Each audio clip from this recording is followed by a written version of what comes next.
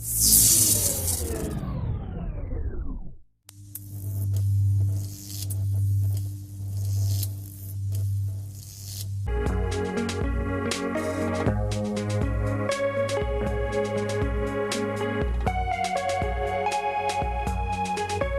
las instalaciones domésticas de un compartimento tenemos en el mismo mueble el congelador o evaporador y el conservador.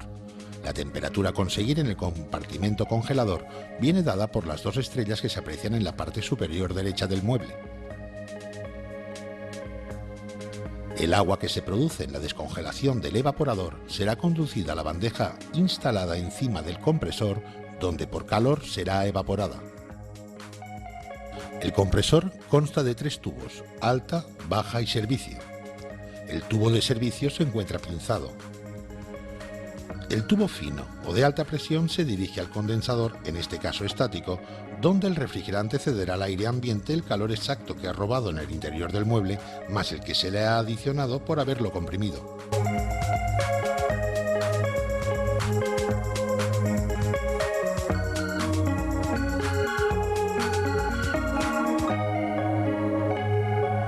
Al final del condensador encontraremos el filtro deshidratador o secador y el tubo restrictor o capilar que conducirá el refrigerante líquido al evaporador por dentro del tubo de aspiración. Por último, los vapores producidos por la evaporación de este líquido serán conducidos al compresor a través del tubo de baja presión o de aspiración.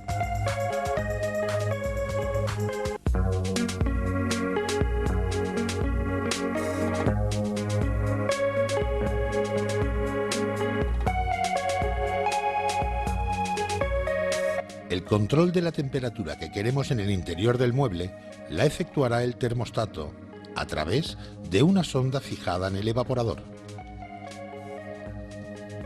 En las instalaciones de 2 compartimentos con un solo motor tendremos aislada la zona de congelación de la de conservación.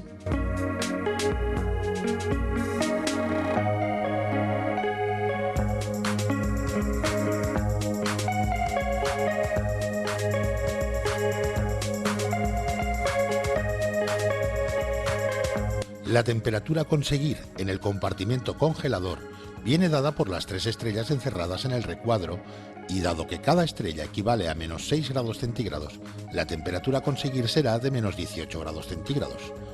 La estrella grande nos dice que el aparato reúne las normas europeas de congelación, o sea, que a 5 kilos de alimento les pasará de la temperatura ambiente a menos 18 en 24 horas. Los evaporadores pueden ser vistos o enterrados en el interior del mueble. El circuito evaporador entre el congelador y conservador acostumbra a ser un circuito en serie, o sea, empieza el circuito en uno de los compartimentos y acaba en el otro compartimento. El control de la temperatura se efectúa en la mayoría de los casos en el compartimento conservador. El motivo por el que con un solo circuito consigamos 2 temperaturas diferentes es debido a que en el compartimento congelador tenemos poco espacio y mucho evaporador. En el compartimento conservador, mucho espacio y poco evaporador. Siguiendo el circuito frigorífico a partir del tubo de alta presión, vemos que se dirige al condensador.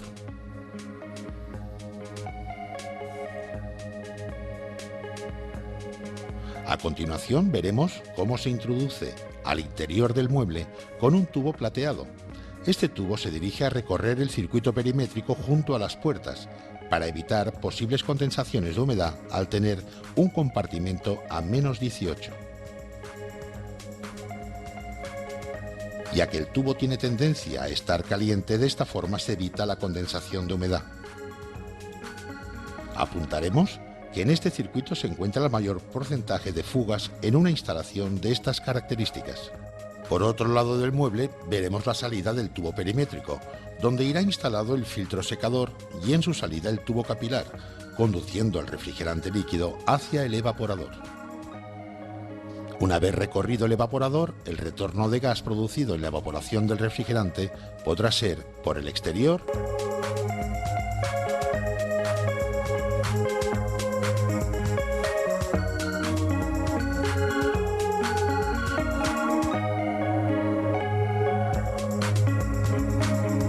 o bien por el interior del mueble en su camino hacia el compresor. A los aparatos combis tendremos que contemplarlos como dos aparatos independientes, o sea, un congelador y un conservador, cada uno con su circuito eléctrico y frigorífico, pero con una sola manguera de red. Si seguimos el circuito frigorífico en uno de los compresores, vemos cómo desde el tubo de alta vamos a la parrilla condensadora.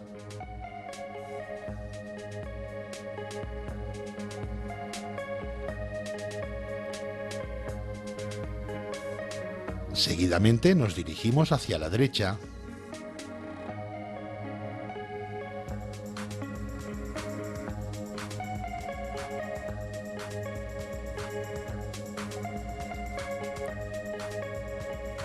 y nos introducimos al interior del mueble recorriendo el marco de las puertas del compartimento congelador.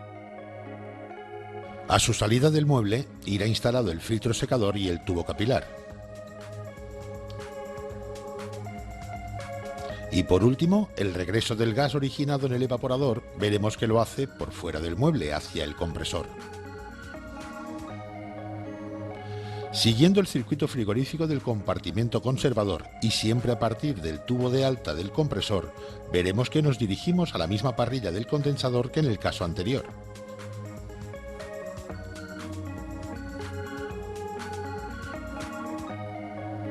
Pero esta vez el circuito nos lleva a la izquierda de la parrilla. Una vez condensado el gas, encontraremos el filtro secador y el tubo capilar que dirigirá el refrigerante líquido hacia el evaporador. Como siempre en estas instalaciones, el tubo capilar circulará por dentro del tubo de baja hasta el evaporador, obteniendo así un circuito intercambiador de calor, ya que nos servirá para evitar que el tubo de aspiración salga del evaporador escarchado y tendremos asegurado un subenfriamiento del líquido a la entrada del evaporador.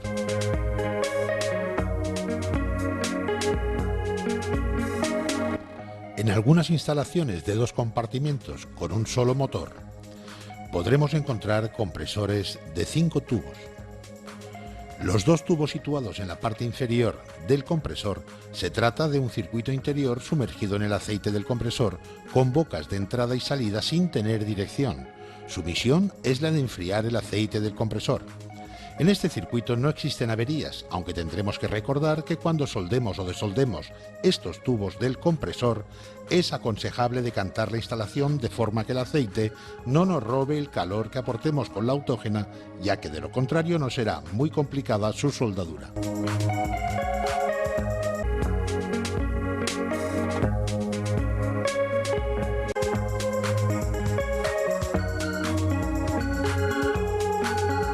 Una vez diagnosticada y reparada la avería, procederemos a desoldar el tubo de servicio con la precaución de tener la instalación vacía de refrigerante.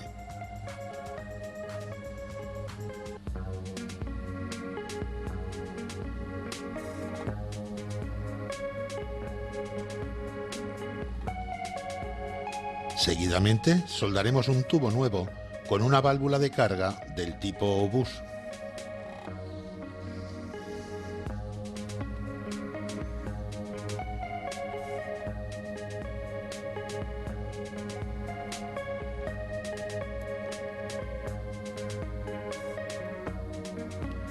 Tendremos la precaución de cambiar el filtro secador. A continuación, le haremos el vacío a la instalación hasta que el manómetro llegue a 30 pulgadas de vacío. Una vez conseguido el vacío, cerraremos el grifo del manómetro, pararemos la bomba de vacío y pueden suceder 3 casos. Que el manómetro recupere la presión hasta 20 pulgadas y se detenga. En tal caso no hemos dado suficiente tiempo a la bomba para hacer el vacío completo. Que el manómetro recupere presión hasta 0, o sea, presión atmosférica. En este caso tenemos una fuga por donde entra el aire. Y por último, que el manómetro mantenga el vacío, señal que el circuito está estanco. En tal caso cerraremos el grifo del manómetro,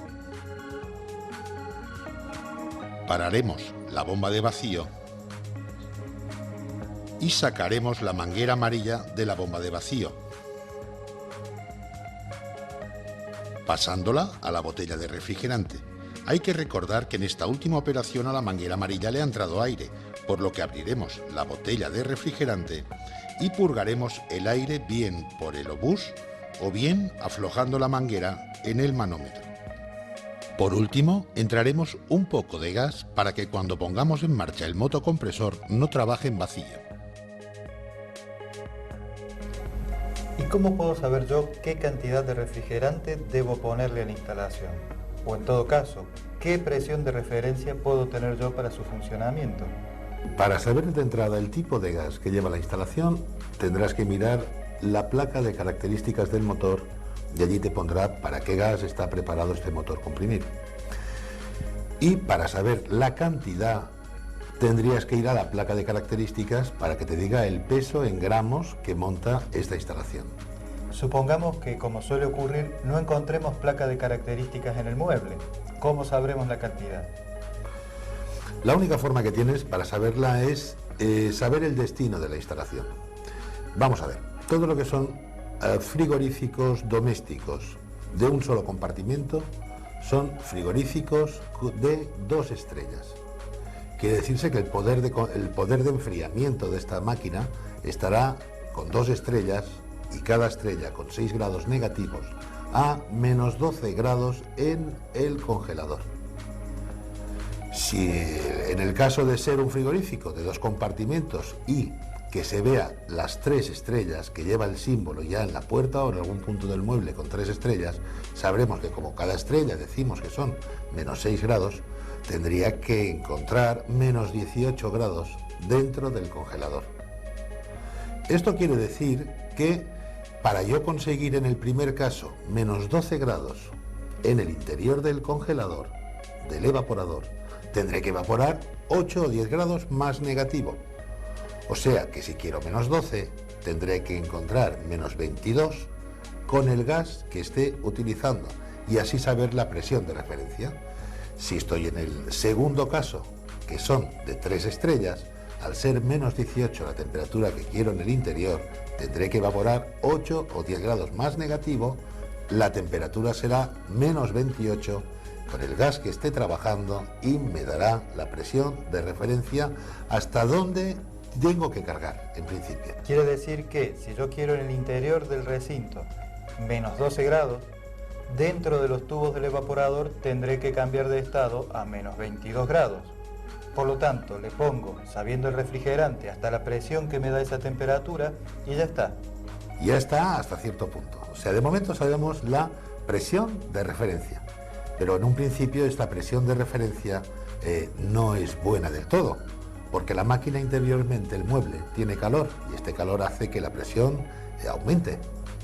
Cuando la máquina ya haya hecho un par de paros, es cuando prácticamente ya tengo la temperatura y los ciclos de funcionamiento de la máquina. O sea, que se tiene que dar la presión de referencia que tenemos, que todo el evaporador esté enteramente escarchado y que el termostato a posición de medio recorrido pare por temperatura. Creo que lo he entendido. Si yo tomo como referencia la presión esta de trabajo, puede suceder que no se me escarche todo el evaporador. Entonces, claro, yo le seguiré poniendo gas.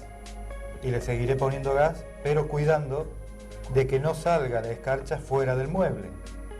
Una vez que ya la máquina haya hecho un par de ciclos de paro por termostato, puedo considerar que la carga está terminada. Ya una vez tienes todo el circuito del evaporador escarchado, no te sales del mueble. El termostato medio recorrido para la instalación. ¿Qué más se le puede pedir ya? La das por terminada. Bien, pero ¿habrá algún otro método de carga? Quizás un poco más fiable. Sí. El método más profesional sería cargar con recalentamiento, o sea, controlando el recalentamiento que nos traen los vapores cuando abandonan el evaporador. Yo como frigorista diría que mi misión es, en cualquier máquina, tener a las tuberías del evaporador en su máximo recorrido, que estén interiormente bañadas con líquido que cambie de estado. Como sé que no me puedo salir del mueble, pues si controlo el trocito de evaporador que tengo que sacrificar a cambio de no salirme del mueble, como más pequeño sea este trocito que sacrifico, más aprovecho el evaporador. Por lo tanto, el control del recalentamiento de los vapores es imprescindible, es fiable, es profesional y además es de lo que te hace disfrutar esta profesión. ¿Y podríamos cargar con este método en un frigorífico doméstico? Para este tipo de frigorífico es prácticamente imposible porque por el tipo de evaporador. Al ir capilar internamente con el tubo de aspiración hasta la entrada mismo del evaporador, no puedo medir el recalentamiento de los vapores porque ya vengo con el tubito capilar que ya viene caliente y no es fiable el recalentamiento. Entonces aquí usaremos otros métodos de carga y en otros episodios nuestros amigos verán cómo se carga realmente a partir de botelleros, aires acondicionados, cámaras industriales de congelación. Todo esto se carga con subenfriamiento, que hablaremos también, y recalentamiento. Son los dos controles que tengo que tener. Dentro del oficio hay quien dice que con pinza perimétrica igual puedes cargar muy bien. Sí, sí se puede cargar, pero siempre teniendo en cuenta qué instalación y cuidadito si la instalación, por ejemplo, en un aire acondicionado, que vaya por capilar, vamos a ponerlo así, la expansión por capilar. Si tengo la condensadora en la calle, cuidado que la máquina no me va a consumir la misma intensidad nominal en verano que en invierno. Al compresor le va a costar mucho más, va a tener que poner más trabajo de compresión en verano que en invierno, por lo tanto el consumo que me pone la placa, ¿para qué día es del año? Será para el peor de los días, puede ser, cuando le cueste más. También le tendremos en cuenta la intensidad cuando hagamos la carga. ¿Y si hay que reparar una instalación de estas que llevan R12, un gas que está prohibida su fabricación por los problemas con la capa de ozono? ¿Qué solución le podemos dar? Bien, veremos de que le puedes poner refrigerante mezcla, que esto es nada más y nada menos que los fabricantes han hecho un sustituto del R12, como base tienen el R22 y 3 más refrigerantes, un porcentaje de 3 más. Se tiene que tener cuidado de que la molécula de este refrigerante solo conserva el porcentaje de cada uno, siempre que se trasvase en estado líquido.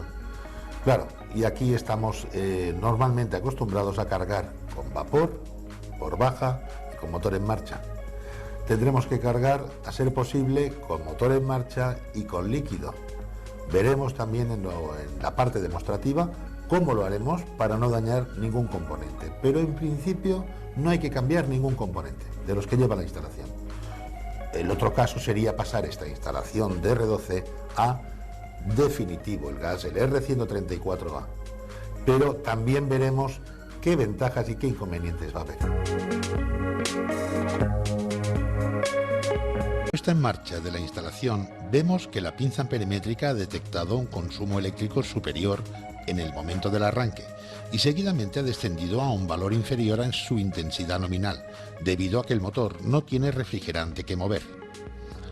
A partir de aquí iremos entrando refrigerante a la instalación y veremos cómo el manómetro va recuperando presión y que la pinza va subiendo el consumo debido a que el compresor cada vez tiene que mover mayor cantidad de refrigerante y a mayores presiones. Es aconsejable entrar el refrigerante poco a poco, debido a que si entramos a presión de botella, espumaremos el aceite y el compresor lo aspirará y lo mandará a la instalación. Veremos que una vez finalizada la operación, la intensidad que marca el compresor será bastante parecida a la que detecta la pinza. La presión estará algo alta debido a que el mueble tiene calor, pero conforme lo vaya enfriando irá descendiendo la presión. Controlaremos el escarchado total de los dos compartimentos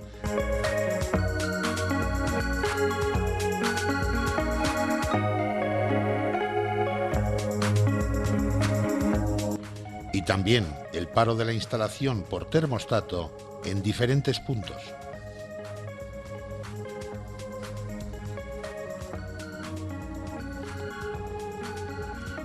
Como vemos en el termómetro, si controláramos el recalentamiento a la salida del mueble, nos da un valor de menos 6,8 grados centígrados, cuando el refrigerante está evaporando a menos 24 grados centígrados, teniendo el compartimento conservador a más 2 grados centígrados. Por estos motivos, esta medición no es fiable. Si se nos escarcha el tubo de aspiración, sería señal que le hemos puesto más gas del que lleva normalmente. En este caso pincharíamos el obús, esperaríamos un poco y seguidamente veríamos cómo la escarcha retrocede hasta el interior del mueble.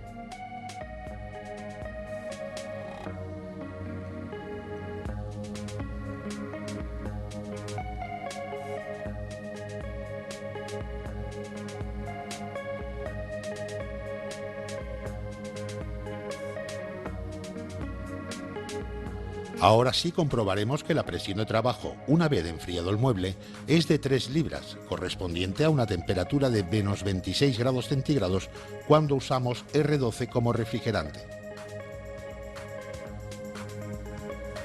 En los paros veremos cómo recupera presión al igualarse la alta presión con la baja presión.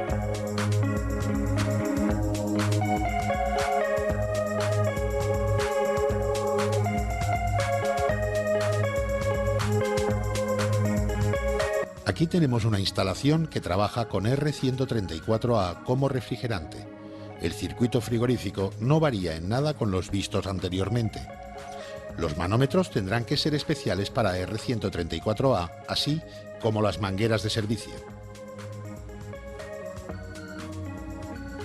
Dispondremos de una botella de refrigerante, una bomba de vacío con aceite sintético que solo la utilizaremos para R134A y para efectuar la carga de refrigerante empezaremos haciéndole un vacío a la instalación.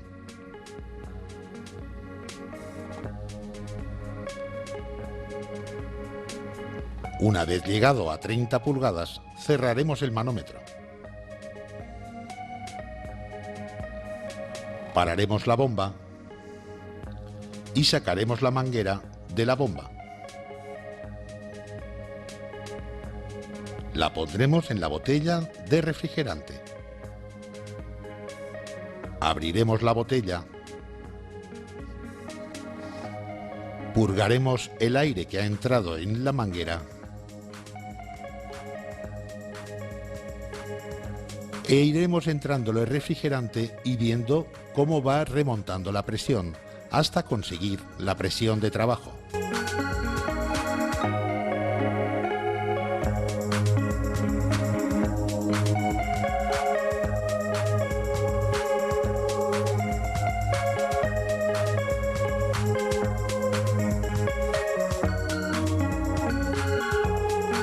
Igual que en los casos anteriores, en el caso de escarcharse el tubo de aspiración, nos limitaremos a pinchar el obús.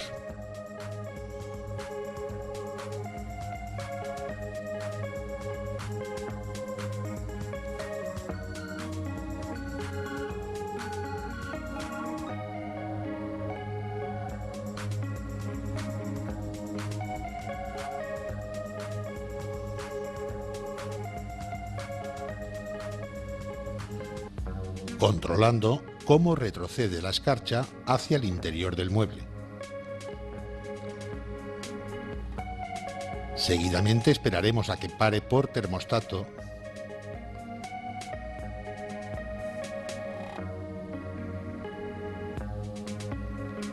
y finalmente veremos que la presión de trabajo, una vez cargada la instalación, estará muy cerca de la presión atmosférica, o sea, 1 o 2 libras, y en algunos casos a 0. La detección de fugas la realizaremos a través de detectores electrónicos o bien a través de spray.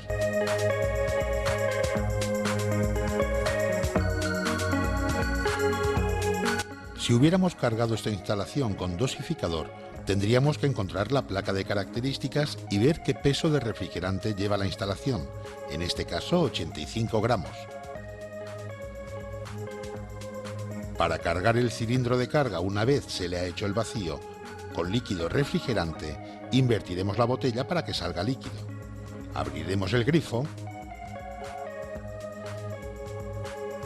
del manómetro y el grifo del dosificador.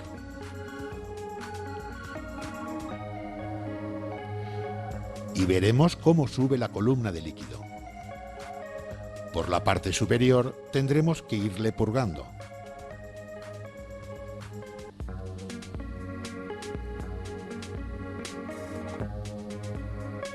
Una vez cargado veremos qué presión nos marca el manómetro del dosificador, en este caso 5 bars. Situaremos la columna correspondiente a 5 bars y veremos a continuación a cuánto equivale cada división, que en este caso es de 25 gramos. Y nos limitaremos a cargar los 85 gramos que carga la instalación, teniendo la precaución que una manguera, el peso de refrigerante que se queda dentro es de 25 gramos. Una vez puesta en marcha la instalación, vemos que la presión de trabajo es igualmente de 1 libra.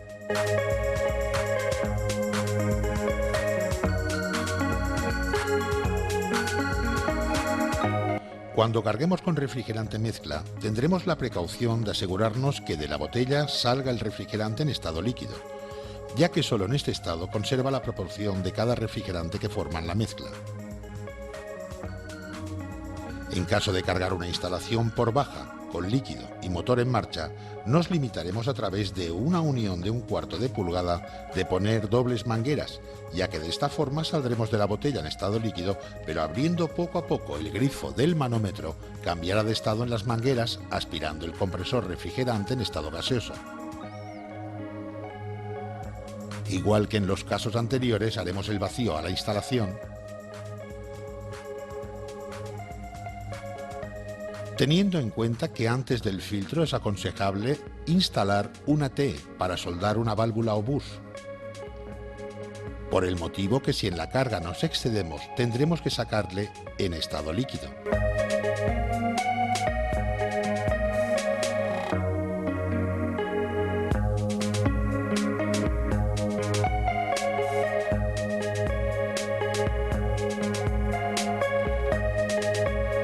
Una vez efectuado el vacío a la instalación, instalaremos la pinza y controlaremos el consumo y la presión a la vez. Cerraremos el grifo del manómetro, pararemos la bomba y cambiaremos la manguera de la bomba a la botella de refrigerante.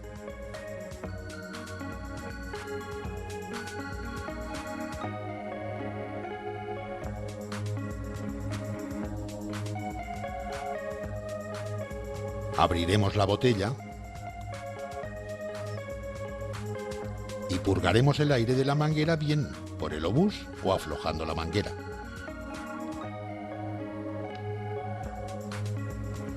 Cargaremos un poco la instalación con la precaución de no poner en marcha el motor hasta que se igualen presiones.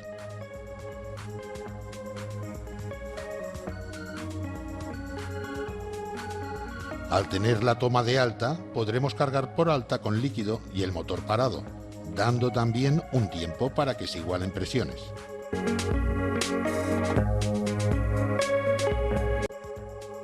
Durante la carga, en el visor, controlaremos el paso de refrigerante en estado líquido y abriremos poco a poco el grifo del manómetro, dejando que el compresor vaya aspirando refrigerante en estado gaseoso.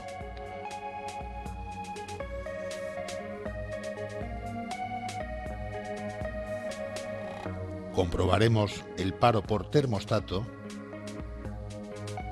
y en caso de que la instalación vaya sobrada de refrigerante, se lo sacaremos en estado líquido y a través de la válvula instalada antes del filtro, controlando el escarchado del tubo de retorno hasta el interior del mueble. Por último, sería lo más profesional dejar constancia del tipo de refrigerante en mezcla que se ha cargado.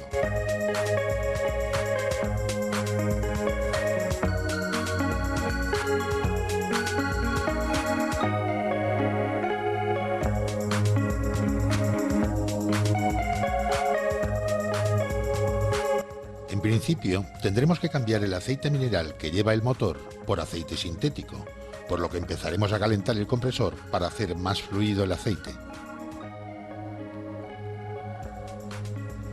Mediremos la cantidad que contiene de aceite mineral.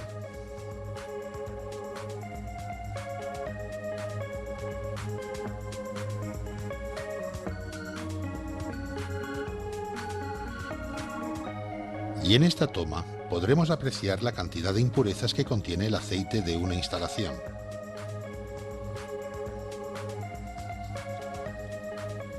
Una vez medido el aceite mineral, introduciremos la misma cantidad de aceite sintético a través de un embudo o a través de una bomba de carga. Una vez cambiado el aceite, haremos el vacío y cargaremos la instalación bien con R12 o con refrigerante mezcla, para poder arrastrar así al motor los restos de aceite mineral que queden en la instalación. La dejaremos funcionar durante 24 horas.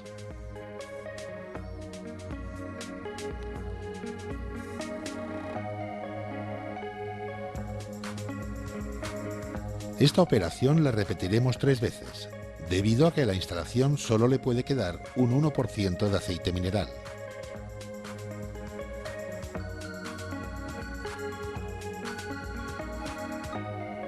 Instalaremos un filtro especial para R134A. En el interior de los filtros tendremos unas bolas de un material absorbente de la humedad que acostumbra a ser alúmina activada u óxido de aluminio.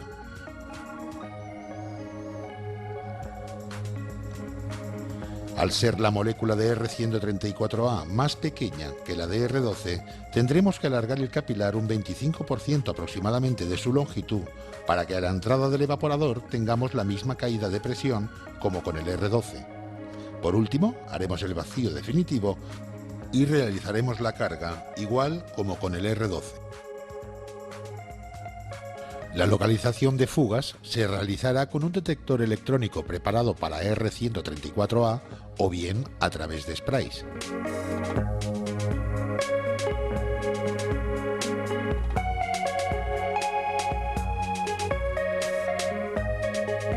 Los compresores herméticos monofásicos van equipados con un motor eléctrico de inducción. En un motor existen 2 partes, el rotor o parte que gira y el estator que permanece fijo. En el estator se crea el campo magnético giratorio mediante unos bobinados de hilo de cobre aislados eléctricamente entre sí, que estarán alimentados por una tensión alterna.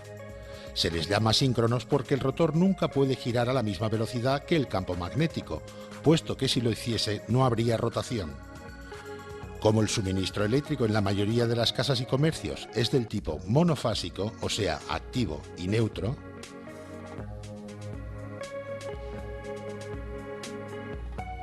el arranque de estos motores resulta imposible si no se emplea un devanado auxiliar de arranque ayudado con condensadores o relés.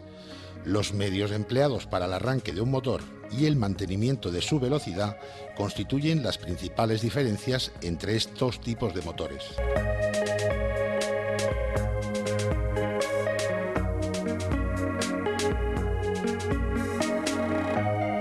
Para pequeñas potencias, normalmente en aparatos de frío doméstico, encontraremos motores de fase partida, donde el bobinado de trabajo, que está formado por hilo grueso y de pocas espiras, genera un flujo alterno de una sola dirección, que por sí solo no es suficiente para poner en marcha el motor. Por lo que se dispone de un segundo bobinado auxiliar o de arranque, compuesto de muchas espiras de hilo delgado para obtener una elevada resistencia, creando así una diferencia de fase cuya finalidad es que el motor comience el arranque como si fuera bifásico.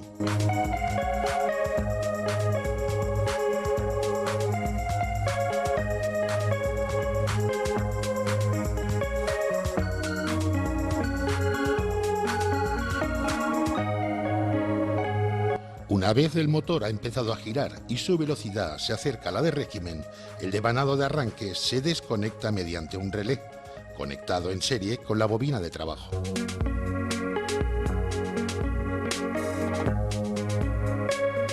El relé de intensidad se acciona debido a que en el momento que a la bobina de trabajo le llega la alimentación de corriente y no poder arrancar, el consumo se eleva 4 o 5 veces aproximadamente más de la intensidad nominal del motor.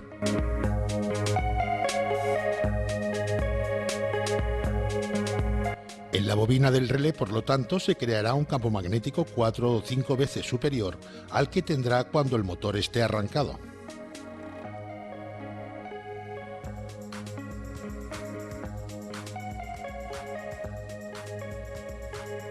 Este campo magnético será quien atraerá el martillo interior del relé para que conecte a la bobina de arranque.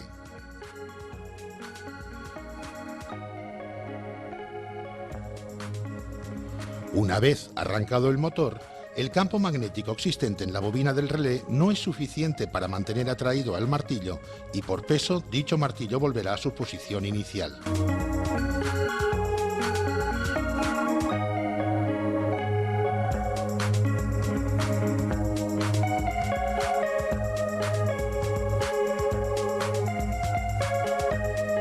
Por lo que la comprobación de este tipo de relé la realizaremos con el tester en la posición de ohmios y en la máxima escala, comprobando si el martillo se desplaza o no con entera libertad.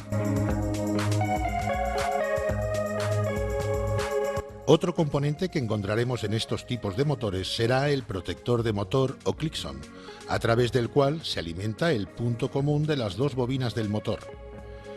Interiormente consta de un bimetal y una resistencia en serie por donde recibirá la alimentación.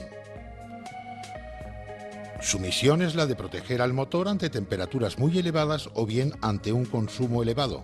Su comprobación la realizaremos también con el tester en la escala de ohmios, controlando la continuidad interior así como su desconexión.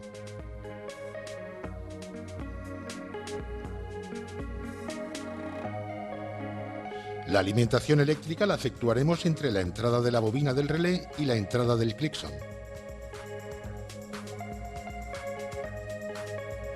Siempre a través de un termostato instalado en serie con uno de los dos hilos de alimentación, ya que eléctricamente es un interruptor.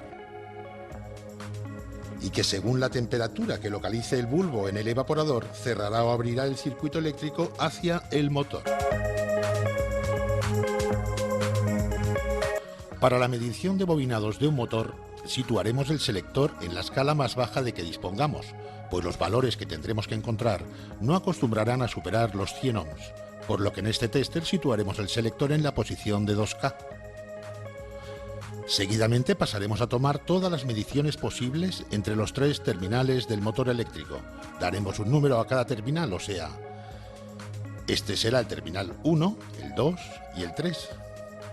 Por lo que la primera medición será entre los terminales 1 y 2.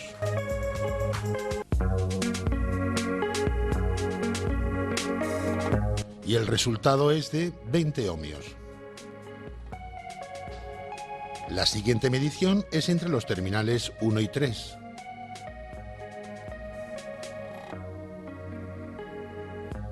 Y encontramos un valor de 9 ohms.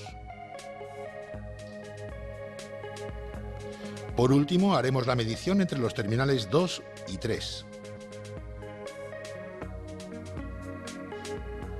Y encontramos un valor de 29 ohms. Habiendo hecho las mediciones entre 1, 2 y 3, entre 2 y 3 tenemos el resultado superior, por lo que ninguno de los dos es el común. Entre el terminal 1 y 3, el resultado más pequeño, o sea, 9 ohms, por lo que será la bobina de trabajo. Entre 1 y 2, 20 ohms, por lo tanto será la bobina de arranque. Entre el terminal 2 y 3, la suma de las dos bobinas, o sea, arranque y trabajo. En frigoríficos domésticos podemos encontrarnos compresores con esta distribución de espigas. En tal caso, para identificar la bobina de trabajo, nos limitaremos a localizar el terminal R o M del sistema de arranque, ya que puede ser tanto la bobina pequeña como la grande. La medición la haremos igual que en el caso anterior. Mediremos entre 1 y 2.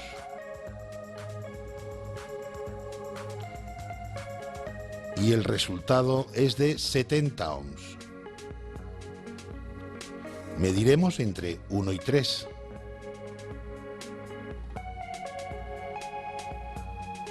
Y el resultado es de 50 ohms.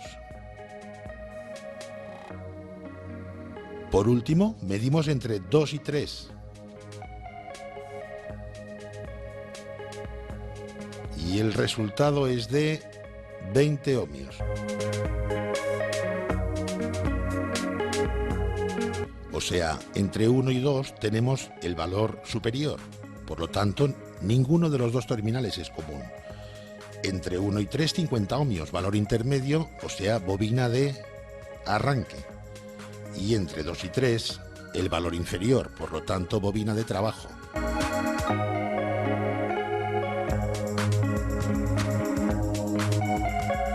En aparatos frigoríficos domésticos nos podemos encontrar con 3 tipos de averías básicas. Que el aparato no enfríe nada,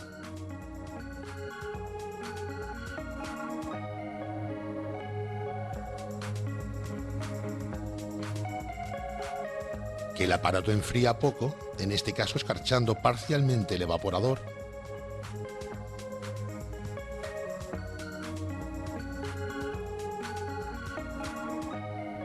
y una tercera que será común para la mayoría de instalaciones, y es que la instalación enfría demasiado, congelando los alimentos depositados en el compartimento conservador.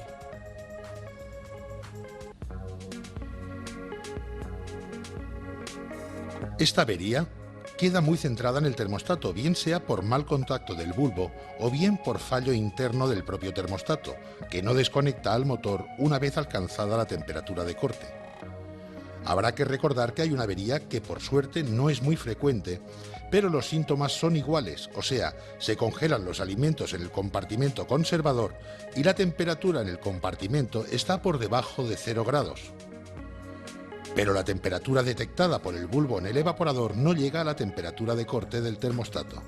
Esto es debido a que el compresor tiene fugas internas entre alta y baja, por lo que la temperatura de evaporación es más positiva, dando como resultado una temperatura negativa en el compartimento debido a los ciclos de funcionamiento ininterrumpidos, al no localizar el termostato la temperatura de corte a la que está reglado. La avería se localizaría al instalar una válvula de intervención rápida en el circuito de baja presión.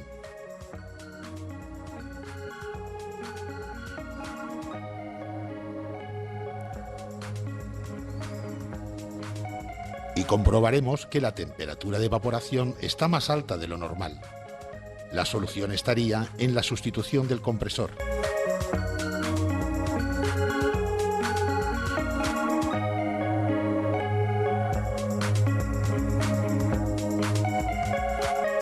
A los aparatos combis les contemplaremos como dos aparatos de un compartimento por separado, o sea, un compartimento congelador y un compartimento conservador. Cada uno con su circuito frigorífico y eléctrico independiente y teniendo común para ambos la manguera eléctrica de conexión a la red.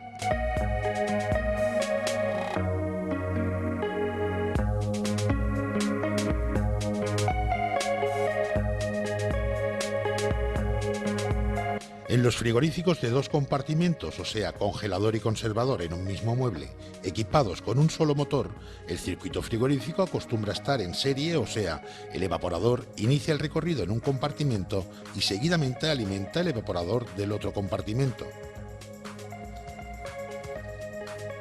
Para el diagnóstico de una avería tendremos que recordar los posibles montajes existentes para, según los síntomas de la avería y las comprobaciones de presiones y temperaturas detectadas, sepamos llevar un seguimiento lógico y eficaz.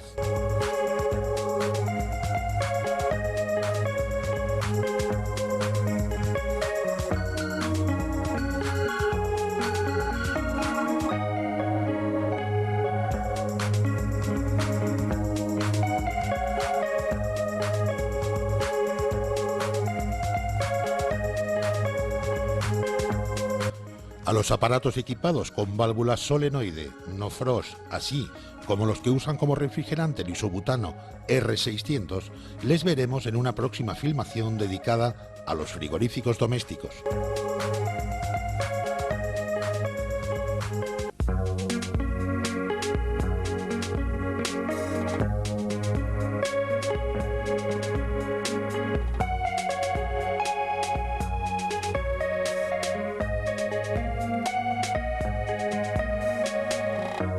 Todo técnico de servicio tendrá que controlar para llevar un seguimiento lógico de la avería ante una instalación que no enfría o enfría parcialmente. En primer lugar, si funciona el motor o no funciona el motor. O el motor funciona a intervalos cortos de pocos segundos.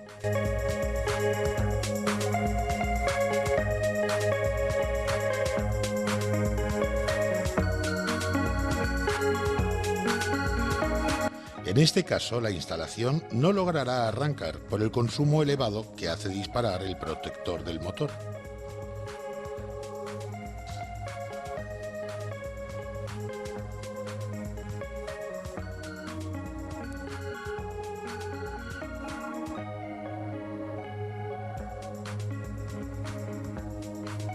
Este consumo elevado puede ser provocado por el relé siempre abierto, o sea, el martillo interior no establece contacto con el arranque.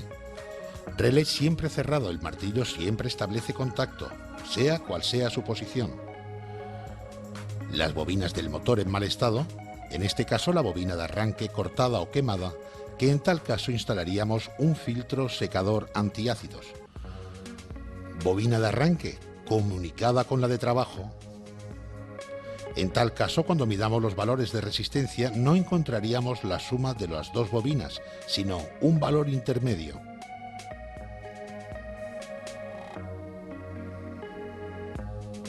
También puede provocar esta avería un motor agarrotado.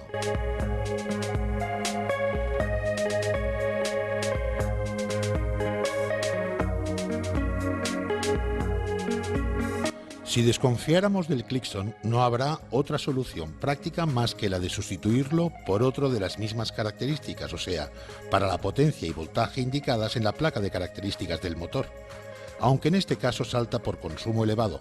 Si saltara con consumo normal, habría que sustituirlo.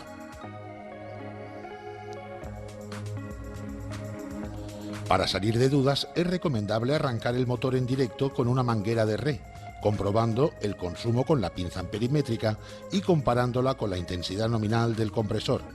Si sigue siendo elevado el compresor es defectuoso. Si el consumo es normal, el problema está en la máquina, no en el compresor en sí.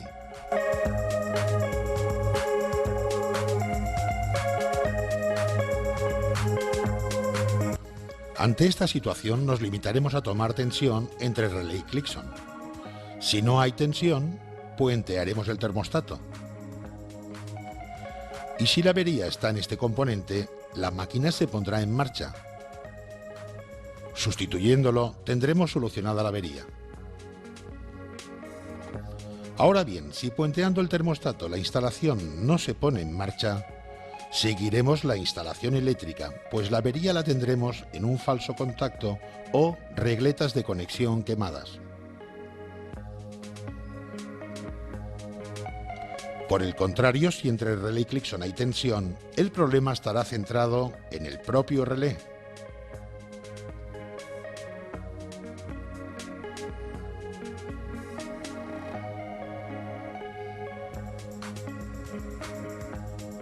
O bien, en el Clixon. O en las bobinas del motor, componentes estos que ya sabemos comprobar.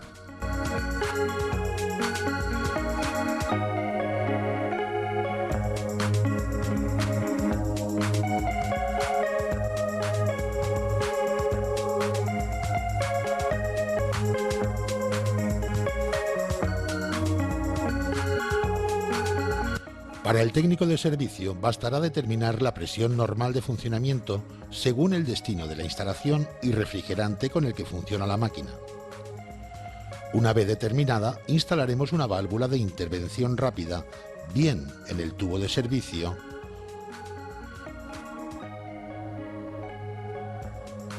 o en el tubo de aspiración del compresor, en este caso teniendo la precaución de instalarla en el tubo de cobre y lo más lejos posible de la unión entre el cobre y el aluminio, ya que después tendremos que tapar el agujero con soldadura. Nos podremos encontrar presión más baja de lo normal o presión más alta de lo normal. Con la presión más alta de lo normal, en este tipo de instalación, el único componente que la puede originar es el compresor.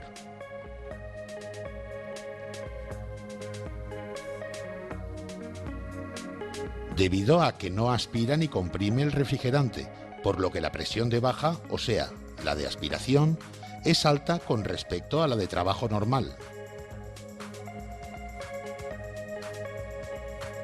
Otra medida que estará alterada junto con la presión de baja será el consumo eléctrico, que lo encontraremos más bajo de la intensidad nominal que tiene el compresor, ya que el motor eléctrico funciona pero no hay trabajo de compresión.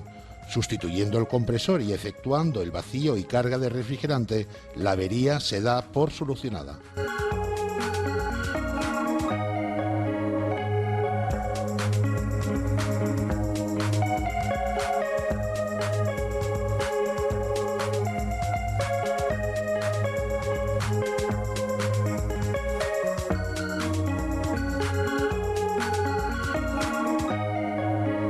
Con la presión detectada más baja de lo normal, pasaremos a parar la instalación de la red y pueden darse tres situaciones: que el manómetro de baja recupere presión, que no recupere presión o que recupere presión pasados unos minutos.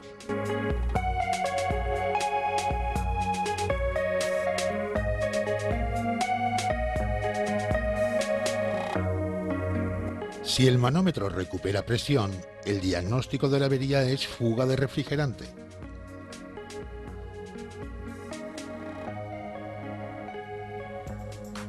Procederemos a recargar la instalación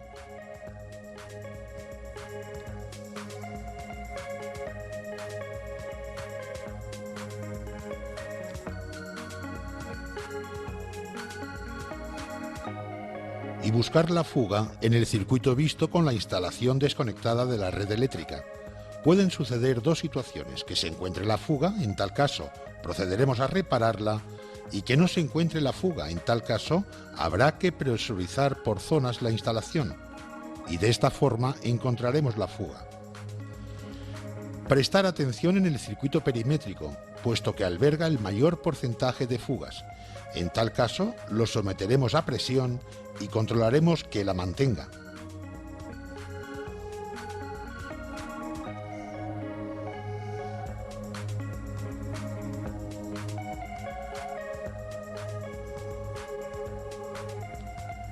En caso contrario, lo anularemos y exteriormente le instalaremos la misma largada que hemos anulado con una nueva parrilla condensadora adicional. Por último, haremos el vacío y carga de la instalación.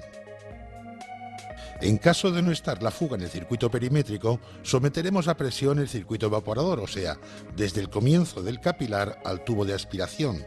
De esta forma tendremos la seguridad de localizar en qué circuito está la fuga.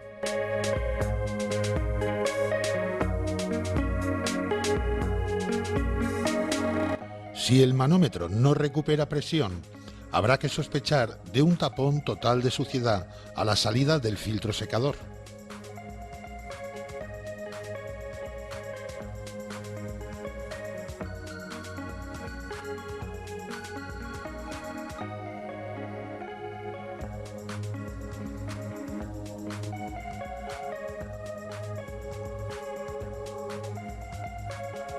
Haremos barridos parciales con nitrógeno a toda la instalación.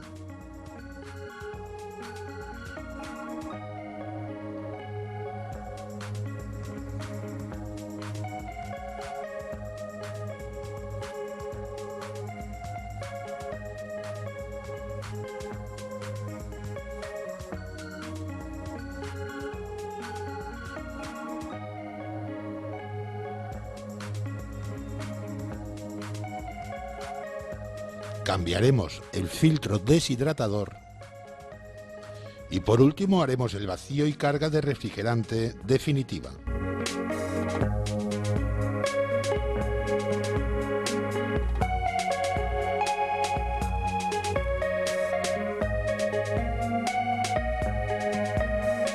Si el manómetro recupera presión a los pocos minutos, debemos sospechar de un tapón de humedad a la entrada del capilar al evaporador, debido a su congelación.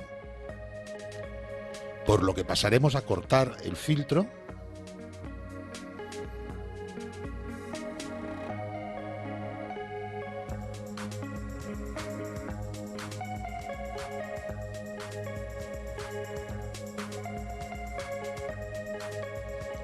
haremos barridos de nitrógeno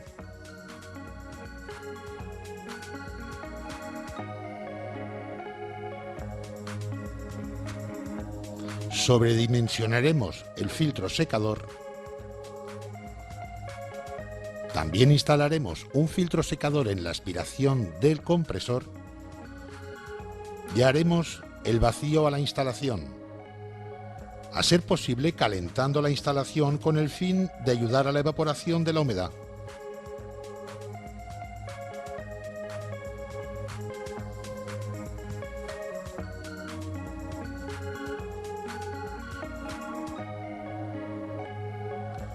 Romperemos 3 veces este vacío .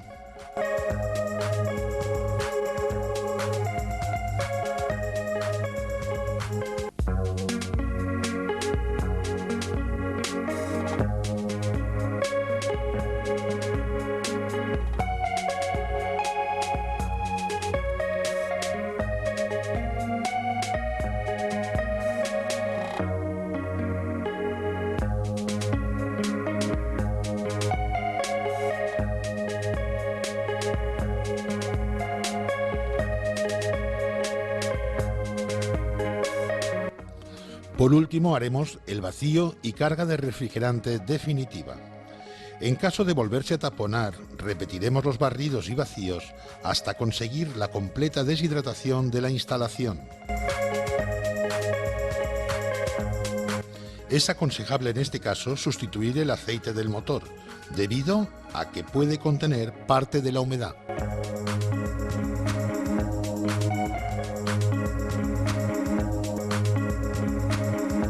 Las diferentes temperaturas que encontraremos a lo largo de un condensador estático nos pueden ser de gran ayuda para la detección de averías. Cuando la instalación funciona correctamente, estas serán que el primer codo del condensador estará más caliente que el resto de codos por estar cediendo el calor de compresión. Los codos siguientes hasta el último deben estar más calientes pero a temperatura constante. El líquido al final del condensador solo se presenta en muy pequeña cantidad, la justa para formar una débil acumulación delante del tubo capilar. Ahora bien, si el primer codo está más caliente de lo normal y los codos siguientes están a temperatura constante, pero también más elevada que la normal, y los últimos codos están a una temperatura más baja, incluso disminuyendo al final del condensador, ello nos revela la presencia de líquido en el condensador, lo que no es normal en una instalación con tubo capilar. Con estos síntomas, si el evaporador está enteramente escarchado, es que tenemos exceso de refrigerante. Si extrayendo refrigerante el evaporador deja de estar totalmente escarchado, queda demostrado que el tubo capilar es demasiado resistente, habrá que acortarlo. Esta diferencia de temperaturas en los codos del condensador la ha originado el tener parte del condensador ocupado por líquido, reduciendo su superficie y dando lugar al aumento de la presión en alta, así como a la temperatura de condensación. Los últimos tubos del condensador los hemos encontrado a temperatura más baja porque están ocupados por refrigerante en estado líquido y no se realiza ningún cambio de estado, sino un subenfriamiento del líquido con respecto a la temperatura de condensación. Ahora bien, si el primer codo está mucho más caliente de lo normal y en el resto de codos baja la temperatura bruscamente, esto indica que existen incondensables en la instalación. Realizando un barrido a la instalación, procederemos a realizar el vacío y carga de refrigerante oportuno. Por último, si el primer codo no está bastante caliente y los demás codos tienen una temperatura constante, pero demasiado baja, y el evaporador hiela parcialmente o mal, es señal de una falta de refrigerante o de un capilar poco resistente. Tendríamos que aumentar su longitud.